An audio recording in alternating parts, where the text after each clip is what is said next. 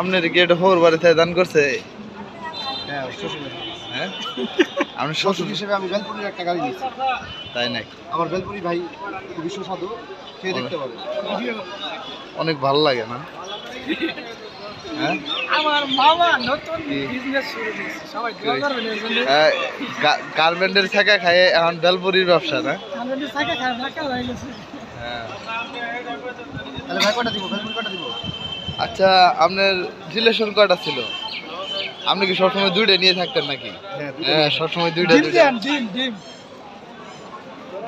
না দোকানদার না দিয়ে ও এটাই তাহলে।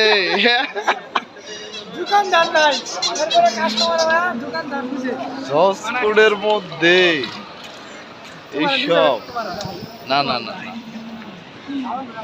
হ্যাঁ যাই শেষ বয়সে বেলপুরির ব্যবসা ধরলা।